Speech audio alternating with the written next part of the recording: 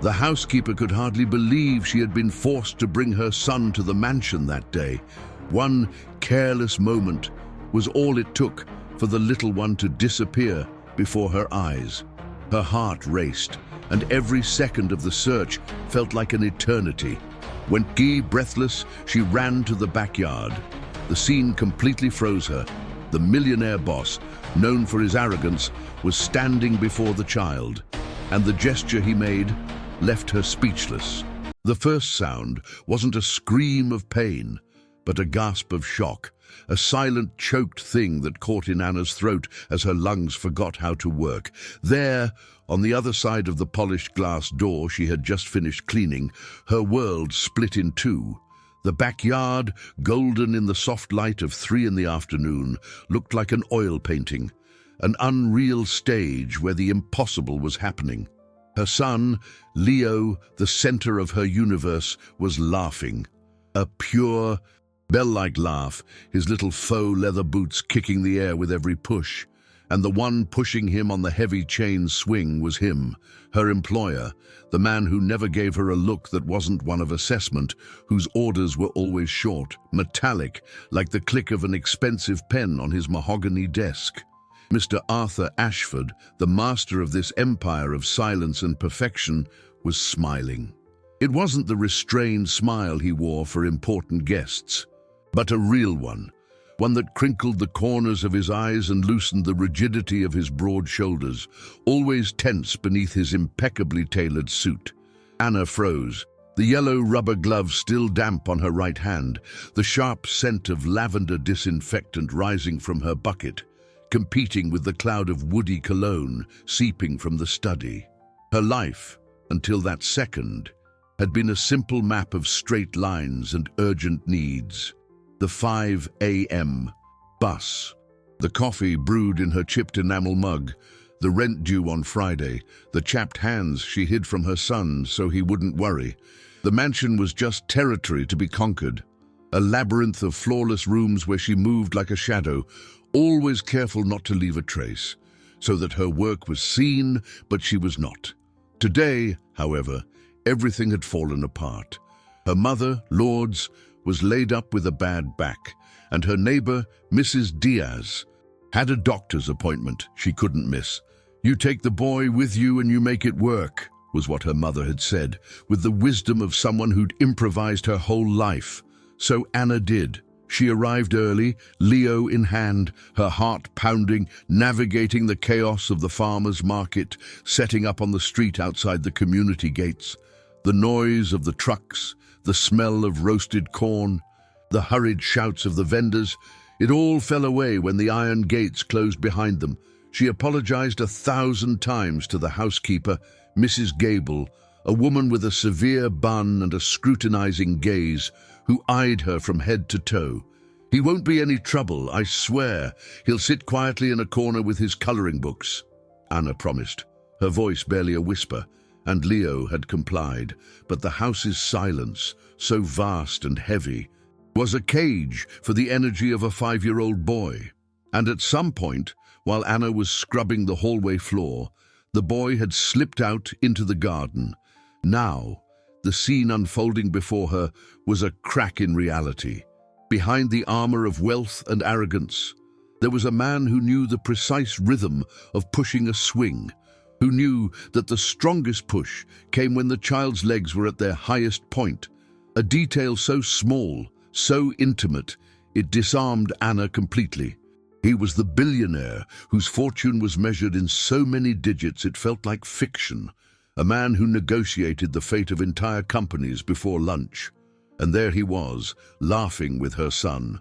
The creak of the swing's chains was the only sound, a pendulum marking the time before and the time now. Suddenly, as if he felt the weight of her gaze, Mr. Ashford slowed the swing and turned.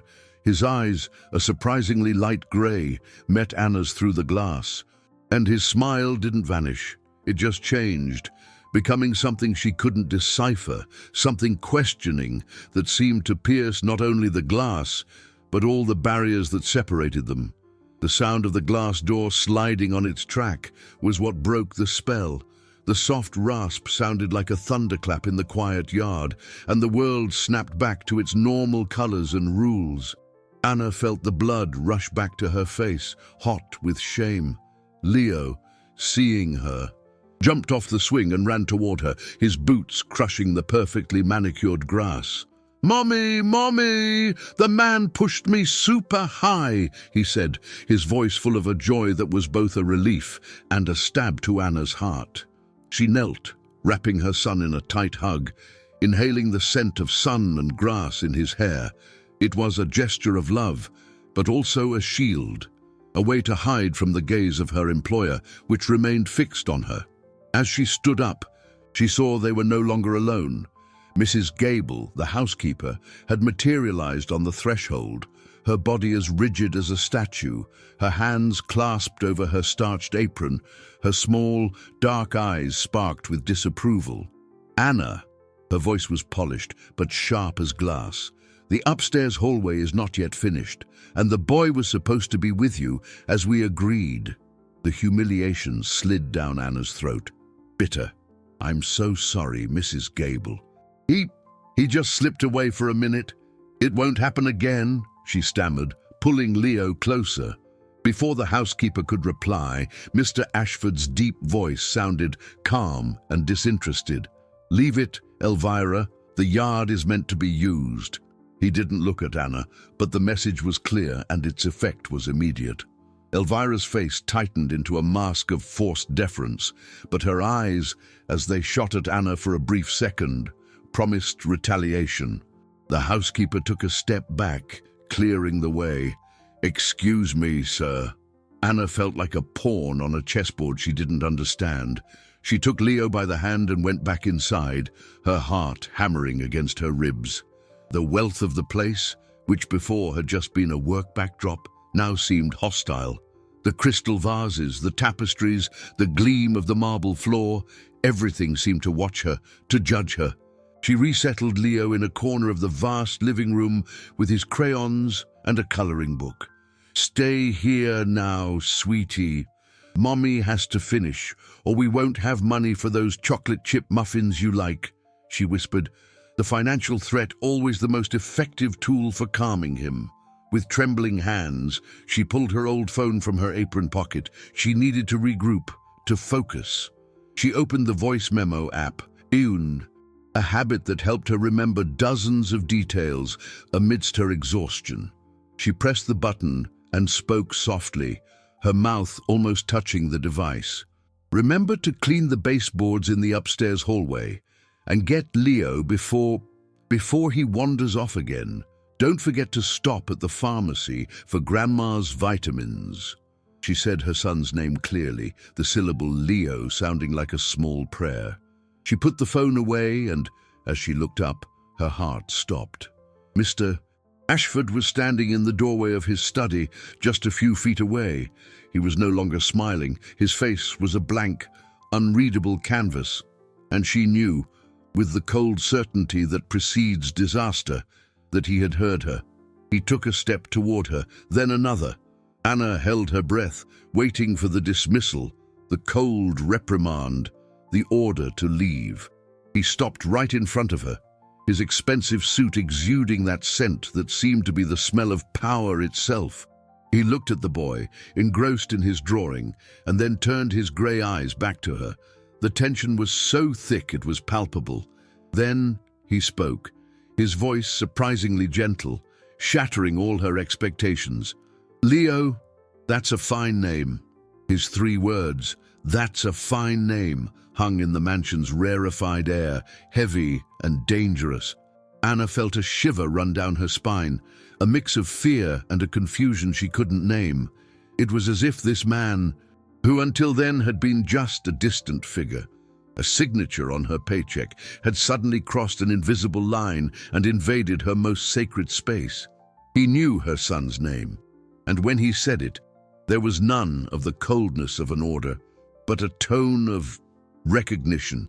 Mr. Ashford didn't wait for a response. He just gave an almost imperceptible nod and turned, walking back toward his study door.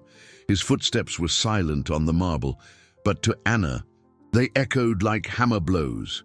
She stood there, paralyzed, holding Leo's hand with a force that probably hurt him. That gesture, that simple sentence, had changed everything. The neutrality of her position as an invisible employee had been shattered.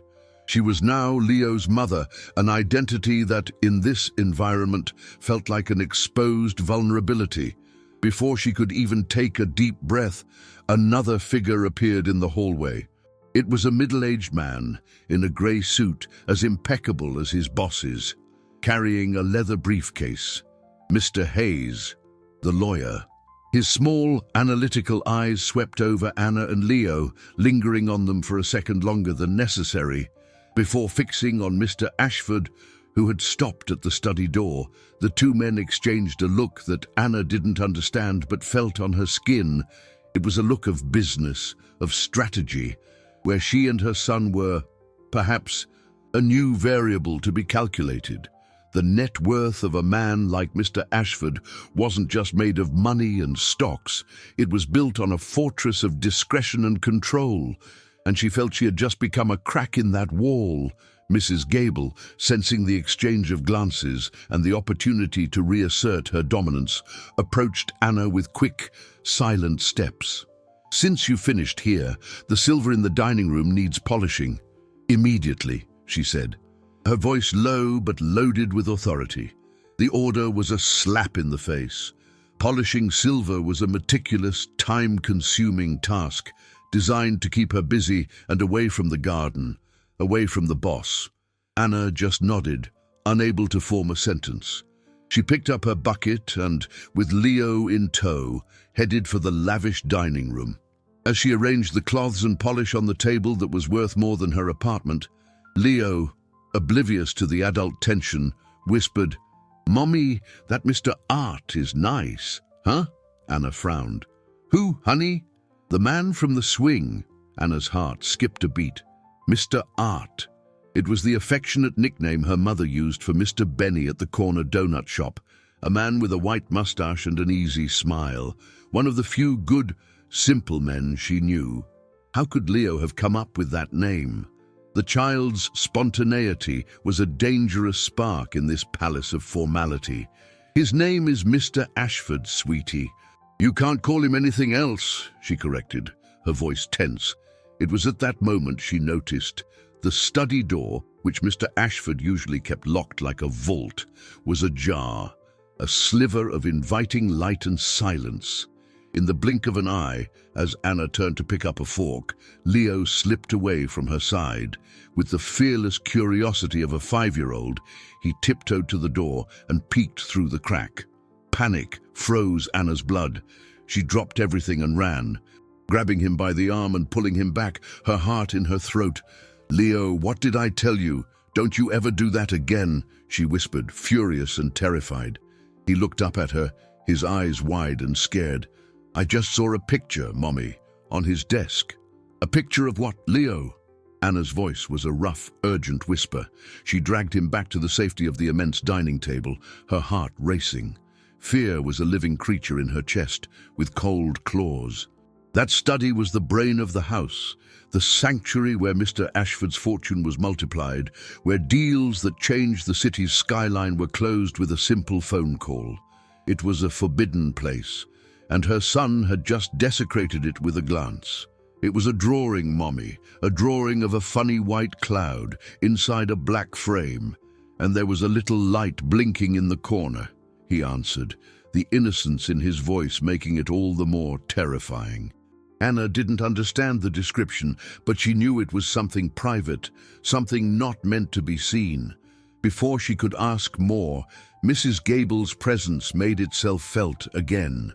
The housekeeper didn't say a word. She just stopped at a calculated distance, arms crossed, and gave Anna a look that said everything. There was triumph in her eyes, the satisfaction of someone who had just confirmed her worst suspicions. That look said, "I knew it.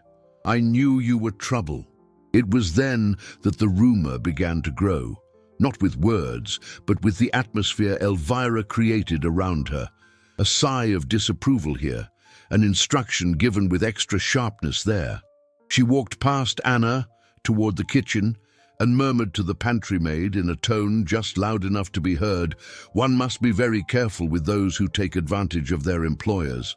Kindness. The line between gratitude and ambition is very thin. The seed of suspicion was planted.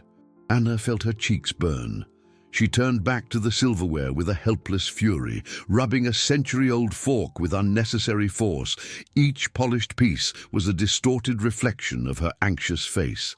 That job was her lifeline, her only guarantee of a roof and food, and she could feel it slipping through her chapped fingers. The sound of a powerful, smooth engine, followed by the discreet crunch of tires on the gravel driveway, announced a new arrival. Moments later, a woman entered the living room as if she owned the very air everyone breathed. She was tall, slender, wrapped in a silk dress that seemed to float. Her blonde hair was swept into a perfect chignon, and the scent of her perfume, floral and expensive, overpowered the smell of wax and disinfectant. She was the personification of effortless wealth. Mr. Ashford emerged from his study to greet her, his face once again a mask of social politeness. "Beatrice, I wasn't expecting you." The woman smiled, a smile that didn't reach her blue eyes, which were cold as ice. "I came to finalize the details for the charity gala, darling. A reputation is an asset that requires constant maintenance." Her eyes scanned the room, assessing, and then landed on Anna and Leo, huddled by the dining table. Her smile faltered, replaced by an expression of disbelief and disdain. She raised a perfectly arched eyebrow. "Arthur," she said, her voice melodious but with a steel edge. "Since when did your house become a daycare? I thought your entire investment in security and privacy was precisely to avoid distractions like this." The word distractions hit Anna with the force of a slap. There, kneeling on the marble floor, a polishing cloth in hand, and her son huddled beside her, she felt reduced to an object, a flaw in Beatrice's perfect landscape. The air grew heavy, thick with humiliation. She bowed her head, wishing she could become invisible, disappear under the Persian rug. Her shoulders slumped under the weight of the woman's icy gaze, a look that stripped her of her dignity, her name, her story. The dining room, once just a workspace, had transformed into an arena, and she was the unwelcome spectacle. Mr. Ashford, however, didn't move a muscle. He just tilted his head slightly, an almost imperceptible gesture, his face remaining impassive. "My house, my rules, Beatrice," he said, his voice calm but with a subtext of steel that made the woman take a step back. "And your concern for my privacy is touching, but unnecessary." The reply was a direct hit, a display of power that left no room for rebuttal. Beatrice composed herself quickly, forcing a smile that was pure performance. "Of course, darling. I'm merely thinking of optics. At the gala, we'll have important guests, people who notice every detail. Security is one of your primary assets. We can't allow for any breaches." She gestured vaguely in the direction of Anna and Leo, as if they were the very embodiment of a breach. Mr. Hayes, the lawyer, who had been observing in silence, seized the opportunity to intervene, adjusting his glasses. "Beatrice has a point. Arthur, with the event approaching, it might be prudent to formalize some access protocols, just to ensure everything runs without incident." Mrs. Gable, hovering in the shadows, nodded vigorously, her eyes gleaming. The circle was closing. Anna felt a knot of panic form in her throat.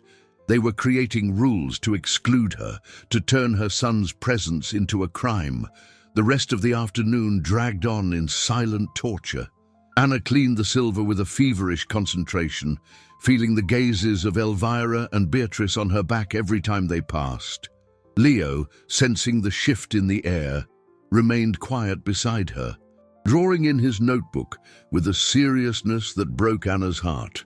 When the clock finally marked the end of her shift, she gathered her things with a desperate haste, almost running for the back door. She didn't dare look toward the garden, afraid to see the swing set and feel the false hope it had brought her. On the crowded bus, squeezed between exhaustion and the smell of approaching rain, Anna hugged Leo tightly. The warmth of his small body against hers was the only real thing, the only anchor in a nightmare of a day. They arrived home at their small apartment in a working-class neighborhood, and the normalcy of her world soothed her. The enamel mug, the smell of beans from the neighbor's kitchen, the familiar sounds from the street. She gave Leo a bath, warmed up dinner, and put him to bed, softly singing a lullaby. Exhausted, she sat in the kitchen, her head in her hands. The silence finally allowing the anguish to surface. What would she do if she lost her job? The thought was a dark abyss. That's when the phone rang, the shrill sound cutting through the fragile peace of the night. It was an unknown number. She answered, her voice tired. "Hello?" On the other end, a formal, emotionless female voice introduced herself. "Good evening. Am I speaking with Miss Anna Garcia? My name is Claudia. I'm a social worker with Child Protective Services. We've received an anonymous report concerning the conditions to which your son, Leo Garcia, is being exposed." The social worker's words shattered the quiet kitchen like broken glass. Child Protective Services. Anonymous report. For a moment, Anna forgot how to breathe. The floor seemed to vanish from beneath her feet, and she gripped the table to keep from falling. The cold, familiar plastic beneath her trembling fingers. A report. What report? What are you talking about? Her voice came out weak, a wisp of sound that barely made it past her numb lips. Leo was sleeping in the next room, safe in his small bed, his face serene under the dim glow of the nightlight. The idea that anyone could suggest she was putting him at risk was an offense so deep, so visceral, that it left her breathless.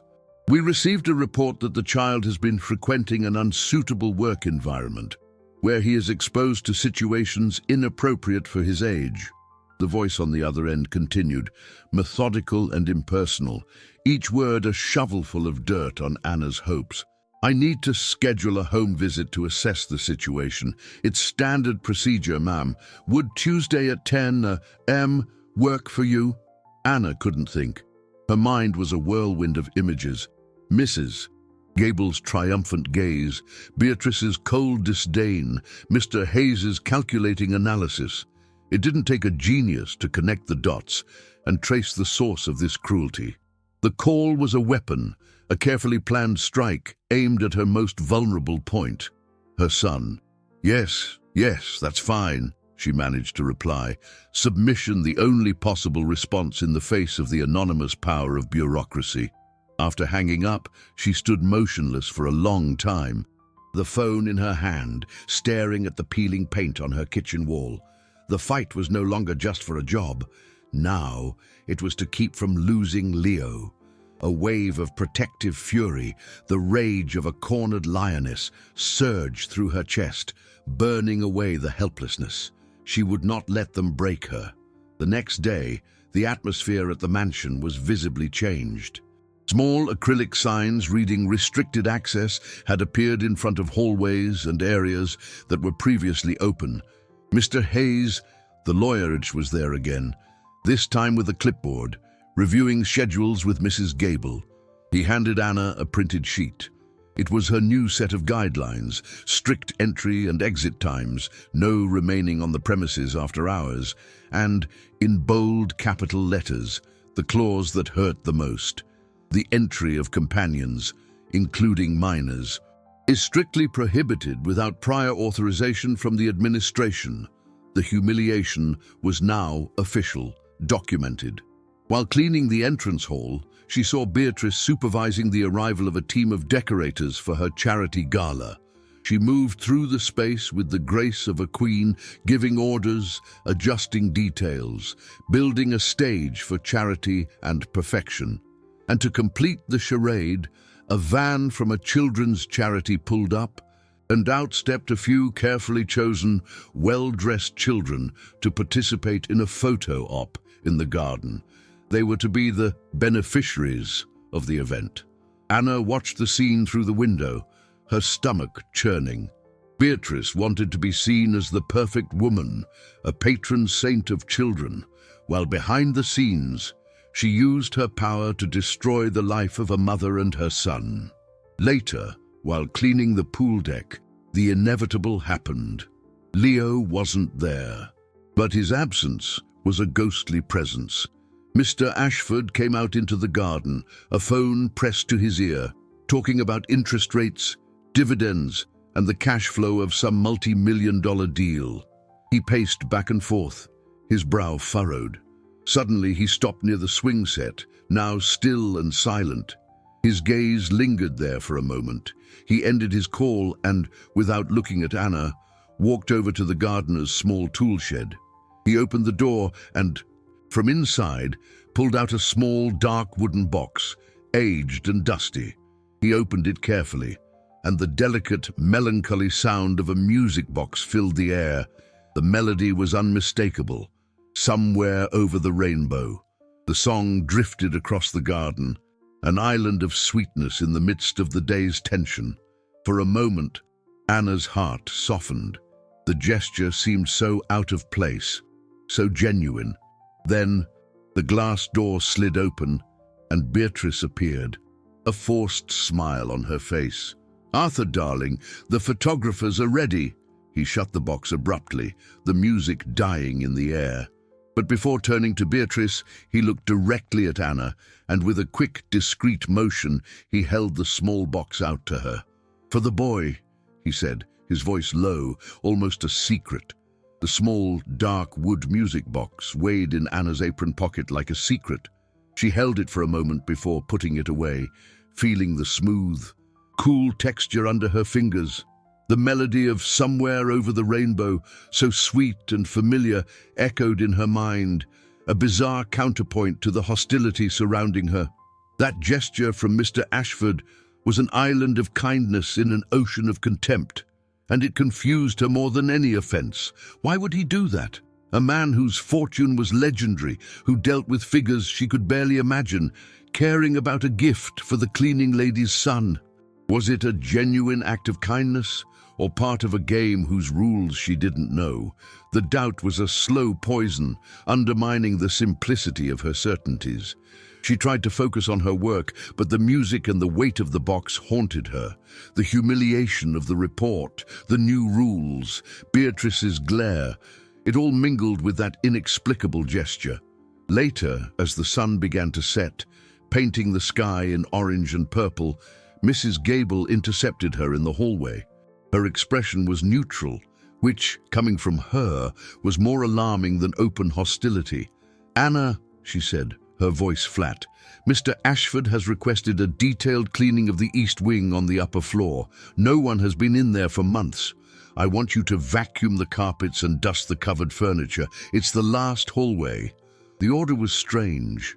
That wing of the house was a ghost territory, a set of rooms that, according to the other staff, hadn't been used in years. They belonged to the family's past, before the grand renovation that transformed the mansion into the minimalist temple it was today. With a knot of apprehension, Anna went upstairs and through the main hall, entering a narrower, darker passage. The air here was still, smelling of dust and time.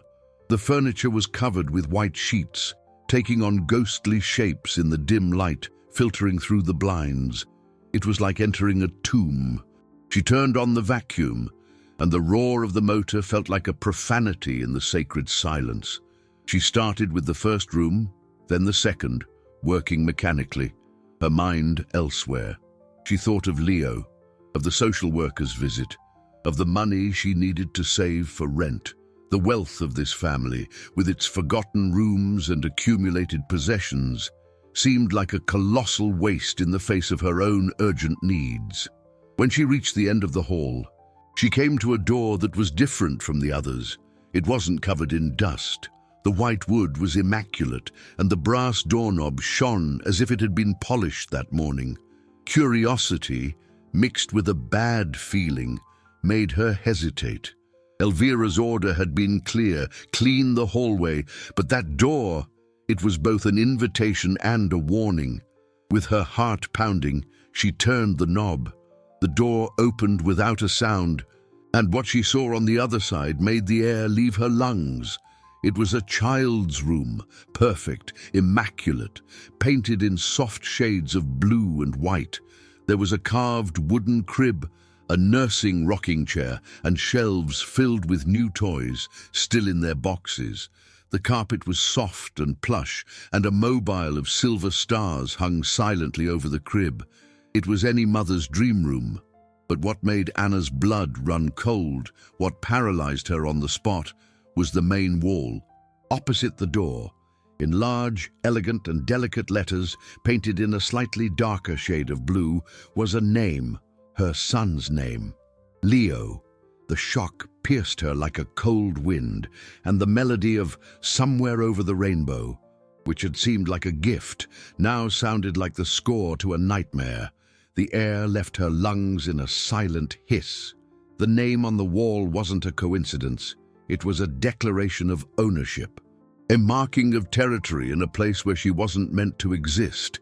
The immaculate room, the untouched toys, all of it wasn't a dream, it was a trap. Every detail, from the star mobile to the embroidered sheets in the crib, screamed of a premeditation that terrified her. This man, this billionaire of indecipherable gestures, wasn't being kind. He was building a gilded cage, and her son's name was painted over the door. Panic, cold and sharp, made her recoil. She took a step back, then another, her legs unsteady, and closed the door with infinite care, as if any sound might awaken the monster sleeping within. Her heart hammered uncontrollably, a war drum in her chest. She had to get out. She had to grab her things and flee this house, this labyrinth of good intentions and veiled threats. With trembling hands, she took the vacuum back to the utility closet, moving like an automaton. She grabbed her purse and Leo's small backpack, a reflex of her most primal need to protect her young. She was already in the hallway leading to the service door when Mrs. Gable's voice stopped her. "Going somewhere, Anna?" The housekeeper stood in the middle of the path, arms crossed, the expression of a predator that has finally cornered its prey. Beside her, pale and agitated, was Mr. Hayes. Someone was missing from the scene, and he appeared a moment later. Stepping out of the study, Mr. Ashford, his face, however, was not that of the man who had pushed the swing. It was a mask of ice, his grey eyes flashing with a cold, distant fury that made Anna's stomach churn. "Mr. Ashford, Mr. Hayes," Elvira began, her voice full of false reluctance. "I was checking the study for tomorrow's meeting, and I noticed the folder with the latest investment documents is not in the safe." The lawyer adjusted his glasses. "Those are the reports on stock market performance and cryptocurrency holdings. Confidential material. Its disappearance could seriously compromise the company's capital." The accusation hung in the air, invisible and lethal. Anna felt the blood drain from her face. She opened her mouth to defend herself, to say she barely knew what those words meant, but no sound came out. Mr. Ashford's gaze silenced her. It was Elvira who delivered the final blow. With the precision of an executioner. I didn't want to say anything, but earlier, when the study door was ajar, I'm certain I saw Anna nearby. She was looking. It was a lie so perfectly constructed, so cruel, that Anna had no strength to react. It was her word against the housekeeper's, and in this universe of luxury and power, her word was worth nothing. Mr. Hayes took command, his voice sharp and final, to protect Mr. Ashford's image and business interests. "We have no other choice. For breach of trust and to prevent further damage to his net worth, your contract is terminated immediately." Summary dismissal. The ultimate punishment.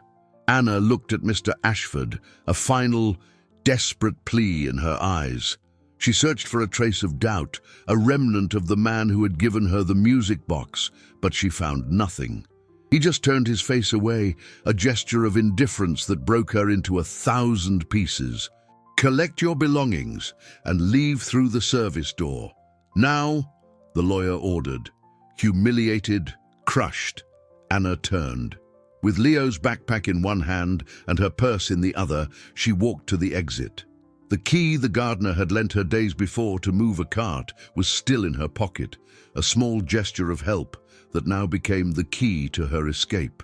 She unlocked the small side gate that led to a service alley. As she stepped out into the cold, late afternoon air, the iron gate clicked shut behind her, metallic and final, and then, carried on the wind, she heard it, the lonely, melancholic sound of the garden swing, creaking empty in the breeze. The journey home was a trek through a grey, blurry world. The sway of the crowded bus, which usually lulled her into an exhausted stupor, now seemed to mock the imbalance of her life. Leo slept in her lap, his head heavy with innocence. Oblivious to the storm that had just destroyed the small shelter she fought so hard to maintain. When she got off at her stop, the familiar sounds of the neighborhood welcomed her. The salsa music spilling from a bar, the smell of fresh bread from Mr. Benny's bakery, the kids playing stickball in the street. But for the first time, this scene brought no comfort, only a sharp awareness of the abyss between her world and the one in the mansion. What for her was the entirety of her existence, for them was a footnote, an inconvenience to be discarded. The second week began with the sickening reality of her situation. The cash in her wallet would barely cover the weekend groceries. Her income had been zeroed out in the blink of an eye. That night, Leo started coughing, a dry, persistent cough that turned into a fever by dawn. Anna kept a silent vigil, sitting in the plastic chair beside his bed, changing the damp washcloth on her son's forehead. The exhaustion was a physical pain, but the fear was worse. Each of Leo's coughs felt like an accusation, an echo of the anonymous report. In the dim light of the room, her eyes fell on the music box she had left on the dresser. What did that gift mean now? Was it the gesture of a tormented man or the first piece of a cruel setup? She felt torn, unable to decipher the signs, questioning her own judgment. On Tuesday, at 10 o'clock sharp, the doorbell rang. It was the social worker. Anna let her in with her heart in her throat, trying to make the simple apartment look as welcoming as possible. The woman, Claudia, was professional, her gaze trained to see past the cleanliness. She noted the pots on the stove, the small pantry, Leo's coloring books on the table. She asked questions about their routine, about the health of the boy, who watched everything with wide, feverish eyes from the sofa. The visit was by the book, but it left Anna's soul raw, the feeling of having her life and her love for her son placed under a microscope. She needed help. Without a steady job, she couldn't afford someone to watch Leo while she looked for other cleaning jobs. Her only option was the community daycare at the local church. The next morning, with her son still a little weak, she went there. The place was noisy and full of life, a stark contrast to the oppressive silence of the mansion. While she spoke with the sister in charge, the sound of a guitar caught Leo's attention. In a corner of the yard, a young man with curly hair was teaching music to a small group of children. Leo, fascinated, walked over to him. The young man, noticing the boy's interest, smiled. "You like music?" Leo, shy, just nodded. Then he pulled the music box from his pocket and showed it to the teacher. The man opened it, and the melody of "Somewhere Over the Rainbow" drifted across the yard. "That's beautiful," he said. "You've got good taste. You know, every song needs a heartbeat to keep the rhythm." He picked up a small shaker, made from a can, and some rice, and handed it to Leo. "Here, this can be your song's heartbeat." The gesture was so simple, so genuine, that Anna's eyes filled with tears. It was the first spark of kindness she had received in days. With the promise of a spot for Leo the following week, she felt a little lighter. Hope was a fragile sprout, but it was there. That's when her phone rang. It was Carla, her neighbor, who also cleaned houses in the gated community. "Anna, you're not going to believe this." Her voice was a rushed, frightened whisper. "That lawyer of Mr. Ashford's, He filed an official notice with the community's HOA. They're accusing you of a breach of security protocols. They want to ban you from working in any house in here, for good. The news landed like a slab of concrete falling from a collapsing building. Being banned from the community didn't just mean losing a job. It meant being exiled from her livelihood, having her name smeared, her reputation destroyed by a lie whispered in marble hallways. The lawyer, with his pen and his power, was drawing a wall around her, condemning her to poverty to protect the business interests and assets of a man who already had everything. She hung up the phone, her hands as cold as ice. The feeling of powerlessness was suffocating, the injustice a tight knot in her throat. They were giants, with their net worth, their investments, their wealth that seemed infinite. And she was an ant. They could step on her, crush her, and move on without a second glance. That night, she barely slept. She lay watching Leo, his chest rising and falling in the steady rhythm of sleep, and felt a cold, lucid anger build inside her. It wasn't the blind rage of despair, but the sharp determination of someone with nothing left to lose. They could take her job, her income, but they would not take her dignity, and above all, they would not make her look like a negligent mother or a thief in the eyes of the world, and especially not in the eyes of her own son. The next day, she made a decision. She needed to understand what was happening, to hear the details from Carla herself. She arranged to meet her near the community gatehouse during her lunch break, neutral territory, but dangerously close to the enemy camp. As she approached the grand iron gate, her heart pounded. The daytime gatekeeper was on duty. It was Alfonso, an older man with white hair and a deeply lined face, who always greeted her with a respectful nod. He saw her, and for an instant, his expression clouded over with pity. Anna looked away, feeling the shame burn inside her. While she waited for Carla, Alfonso came out of the gatehouse, pretending to sweep imaginary leaves near the gate. He drew close, not looking at her directly. "Ms. Anna," he muttered, his voice low and nervous. "I'm not a man to meddle, and I need this job. But I'm not blind either. Injustice makes a man sick inside." Before Anna could react, he pulled a small, crumpled and sweaty piece of paper from his pocket and slipped it into her hand with surprising speed. "I was on the intercom. I saw. I can't be a witness. I have a family. But maybe this will help." He moved away, retreating to the safety of his booth, leaving Anna with the paper in her hand and her heart pounding. She ducked behind a bus stop shelter and opened it. There were just a few words, written in a shaky hand. Thursday, 3:10 p.m. M.G. At office door, Mrs. Gable. 10 minutes after the scene at the swing set, a jolt of adrenaline shot through her. It wasn't much, but it was something. It was a crack in the wall of lies. She went home, her mind racing. The time. What was she doing at 3:10 p.m. that Thursday? She remembered the shock of the swing scene, her rush to her phone to record a reminder, the habit that had seemed so silly. She opened the voice memo app, her finger trembling as she scrolled through the list of recordings.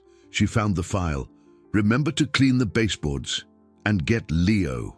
She pressed play.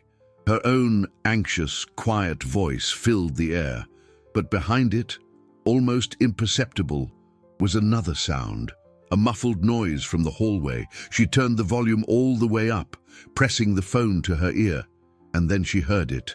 Mrs. Gable's voice, distant but unmistakable, giving an order to someone Anna recognized as the pantry maid. "Leave the office door unlocked. The event needs some candid shots." The third week began under a grey sky and a cold wind that promised rain. The Child Protective Services building was impersonal, with beige walls and a smell of paper and disinfectant that clung to the air. For Anna, the neutral environment was a relief. Here, the rules were different. There were no Persian rugs to muffle the sound of the truth, no housekeepers to watch her every move. She sat in one of the hard plastic chairs, feeling the weight of the recording on her phone inside her purse. It was a time bomb, a small weapon forged from her own anxiety. She was not alone. Beside her, Sister Lucia, the social worker from the church, radiated a serene calm, and Matteo, the young music teacher, offered a smile of encouragement. They were her small infantry, her support network woven from threads of unexpected kindness. Leo, in Anna's lap, was restless. The strange environment made him anxious, and he continuously shook the shaker Matteo had given him, producing a soft, steady sound, the only organic noise in the silent waiting room. The door opened, and they walked in, Mr. Ashford, Mr. Hayes, and Beatrice. They brought the atmosphere of the mansion with them, the expensive perfume, the aura of power, the impeccable suits that looked like armor. Beatrice glanced around with bored disdain, as if the invisible dust of the place might stain her designer dress. They sat in the opposite chairs, and the silence in the room became thick, heavy with unspoken accusations. A middle-aged woman with a serious face and thin-rimmed glasses entered and sat at the head of the table. "Good morning, everyone. I'm Dr. Evans, the counselor assigned to this case." Her voice was firm and calm. "The rule here is simple. Everyone will have a chance to speak, and everyone will be heard with respect. Here, the law is the same for everyone." Mr. Hayes cleared his throat, adjusting a stack of papers. "Dr. Evans, we are here to formalize the end of a misunderstanding. There was a breach of security and trust, and my client, to protect his assets and privacy, took the appropriate measures. The report to CPS was, we believe, a disproportionate reaction from the former employee." He spoke as if Anna weren't even there. Dr. Evans listened patiently, then, to everyone's surprise, turned her gaze to the child. "Hello, Leo," she said, her voice suddenly gentle. "I'm Helena. That shaker makes a nice sound." Leo stopped shaking it, looking at her with his big, curious eyes. "Matteo gave it to me," he answered softly. Dr. Evans smiled. "That's nice.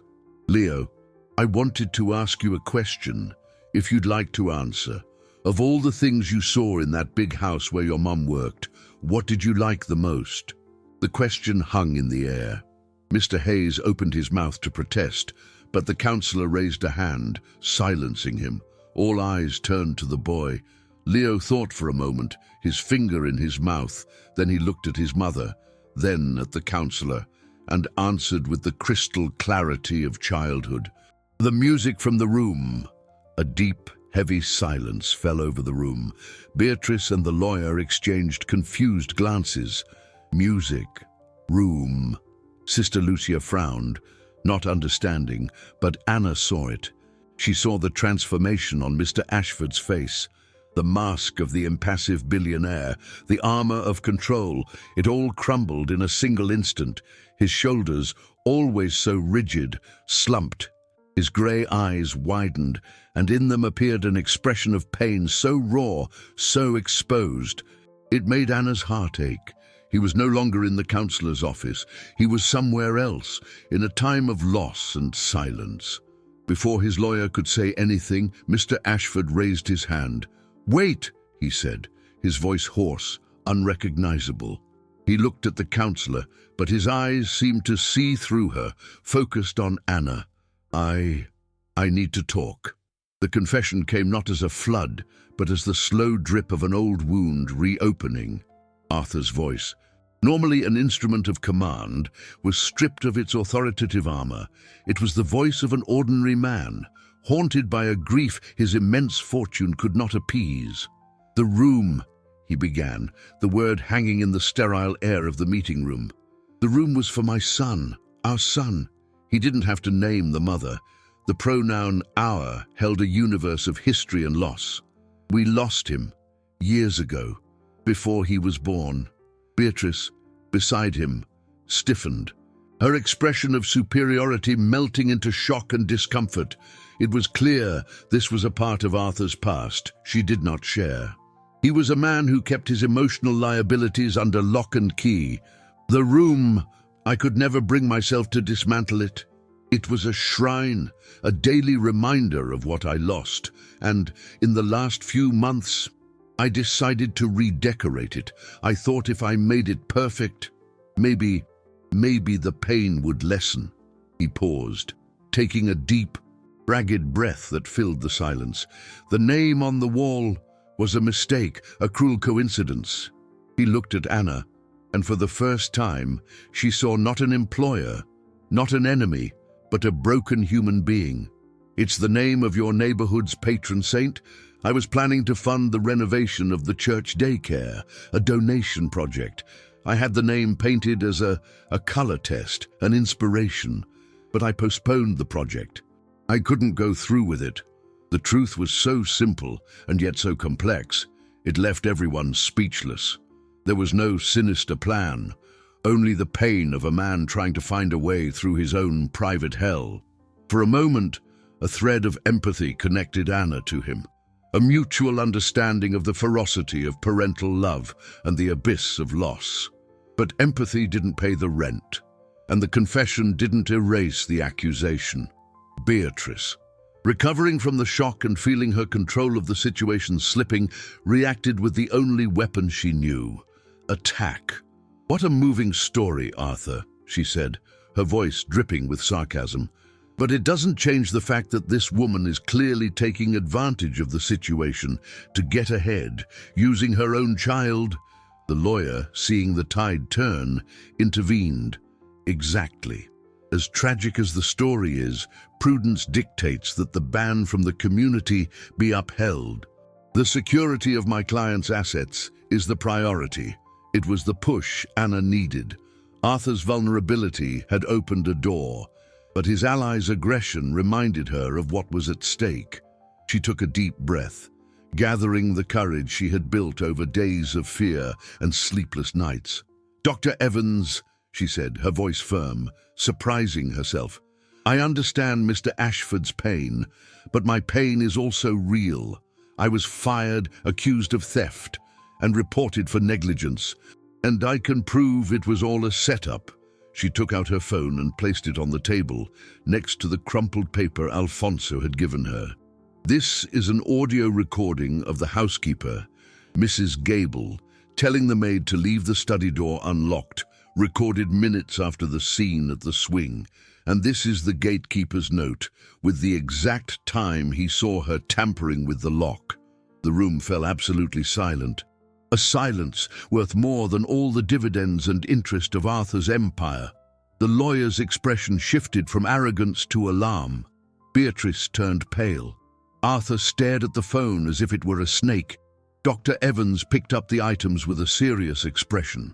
"In light of this new evidence, the council will request a technical visit to the mansion to verify these allegations, including an analysis of any security systems." The mention of security cameras made Mr. Hayes swallow hard. Anna remembered the conversation from the first day about the cameras installed for Beatrice's event. The trap, set for her, was about to snap shut on its creators. The technical visit to the mansion was a spectacle of contained tension. The air, normally rarefied and silent, crackled with the electricity of the imminent confrontation. Dr. Evans led the small party with unquestionable authority, turning Mr. Ashford's palace into a makeshift courtroom. Anna walked the marble hallways, but this time she didn't feel like an intruder. She felt like the bearer of truth, and it gave her an erect posture she hadn't known she possessed. Mrs. Gable, summoned for the inspection, was pale but maintained a facade of offended indignation. In the security room, a technician accessed the recordings from the fateful day. The cameras, installed at Beatrice's request to capture moments of her generosity at the gala, had become the silent witnesses to the crime. The image on the screen was crystal clear. At 3:10 p.m., exactly as Alfonso had noted, Mrs. Gable appeared at the study door. She glanced from side to side, furtive. Then with a quick movement, she slightly shifted a picture frame on a nearby table, a gesture that, from a distance, could be mistaken for simple tidying. Then she approached the door and fiddled with the lock. The technician zoomed in. It was unmistakable. She was ensuring the door wouldn't latch completely. The next recording showed Anna passing through the hall, recording her voice memo, and Leo peeking through the crack. The synchronized audio captured the muffled sound of Elvira's order to the maid. The housekeeper's house of cards collapsed in silence. Arthur watched it all with a shuttered face, a storm of emotions contained in his grey eyes. The betrayal of his trusted employee, the cruelty of the plot, the injustice he had allowed Anna to suffer, it all weighed on him. When the final image froze on the screen, he turned to Elvira. There was no shouting, just 2 words, spoken in a low, deadly tone: "You're fired." He then turned to Anna. The entire room held its breath. "I am so sorry," he said, and the words felt insufficient, inadequate for the scale of the damage. "What I did was unforgivable. I ask that you accept my sincerest apologies, and I ask that you please come back to work for me." The offer hung in the air. The lawyer and Beatrice looked at Anna, expecting an immediate, grateful acceptance. But the woman standing there was no longer the same frightened cleaner from weeks ago. The journey through fear and humiliation had forged her into steel. "I don't know," she replied, her voice calm and firm, surprising everyone, including herself. "Go back to the place where I was accused and thrown out like trash, to the house where my son's name was painted on a wall without my permission." She looked directly into Arthur's eyes. "If I come back, it will be on my terms." Dr. Evans watched, not intervening. This was Anna's moment. "I want a formal employment contract, with full benefits. I want you to pay for a private daycare for Leo, one that I choose near my home. And I want a clause in that contract that expressly forbids my son's image from being used in any way for any event or publicity for your companies or your associates." The demands were audacious, a direct challenge to the power structure of that house. Mr. Hayes opened his mouth to protest, calling the conditions absurd. Beatrice let out a scornful laugh. "She's delusional." But Arthur didn't laugh. He looked at Anna, and in his eyes there was something new. Respect. His journey, too, was just beginning. He realized that his fortune, his assets, his capital, none of it could fix what was broken inside him and around him. He needed something more. He needed redemption. And maybe, just maybe, this woman with chapped hands and unshakable dignity was the only person who could show him the way. The storm broke over the neighborhood at the end of the 3rd week. A deluge that turned streets into rivers and tore out the power with a sudden fury. Inside the small apartment, the darkness was instant and absolute, followed by Leo's frightened cry. Anna hugged him in the dark, his small heart beating against hers, and began to hum a lullaby, her voice a thread of calm amidst the howling wind. The blackout was a mirror of her own uncertainties. Arthur's offer was on the table, a bridge to a stable future. But crossing it required a leap of faith she wasn't sure she had. To trust, after everything, felt harder than starting over from scratch. Then, through the noise of the rain, came a knock on the door, firm but hesitant. Initial fear gave way to confusion. Who could it be? With Leo clinging to her leg, she opened it a crack. And there, on her doorstep, soaked by the rain, was Arthur.